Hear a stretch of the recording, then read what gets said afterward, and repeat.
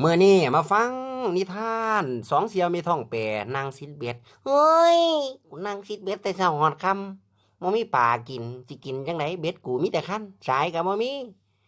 เฮ้ยหามเอ้ยเป็นน้ำมึงหั่นล่ะมาหานี่กูเฮ็ดหยังก็เฮ็ดนำเฮ้ยมึงมีอยู่บ่เหยื่อเบ็ดนั่นเฮ้ยคันหัวยุกๆยิกๆอยู่เฮ้ยกูสิเตะมึงแน่มึงเป็นจังไดกูสิจังไดมึงก็สิน้ำเฮ็ดหยังมึงก็เฮ็ดน้ำพอดเถอะนะ เฮ้ยอย่าเว้าหลายกูนั่งอยู่พี่ดอกกูนั่งหัวมึงเฮ้ยขั้นไว้งงงิกบักห่านี่เว้าแต่กูเว้ยเป็ดกูแห้งปลาบ่กินสิกินจังได๋คันมีแต่คันคือกันสายบ่มีแหมเฮ้ยมึงเว้าหลายแม่กูอุกคือกันเด้กูบ่ได้เฮ็ดนำมึงเด้มึงเฮ็ดนำกูเด้กูบอกมึงอย่านุ่งเสื้อแดงมามึงก็นุ่งโพดเด้มึงนี่เฮ้ยมาหัวร้ายถอนมึงหันมาฆ่ามึงจึงยิ้มใส่กันนี้นะกูไล่เตะมึงนะห่วยเตะมันตกหน้องบัวนี่บ่มันแล้วซะแง่บ่กินซ้ำเบ็ดกูปลาก็บ่กินโอ้ยคันหัวนี่กูเอ้ยกูมึนนี่กูเนาะจังไดเนาะมื้อนี้เนาะโคตรแต่ไม่ยังคันยุกยิกอยู่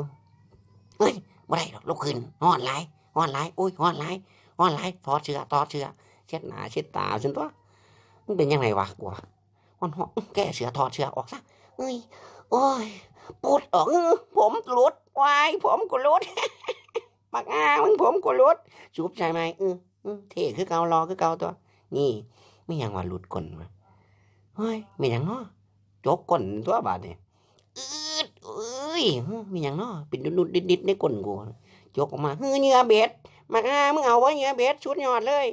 นี่เนื้อเบ็ดกูนี่ว้ายเหม็นคือขี้ปลาสิกินอยู่บ่เนาะมึงเสียดกูบาดนี่ดีดปิ้วไปห่วยมันดีดยังมาวะแปะอุ้ยไม่ยังวะ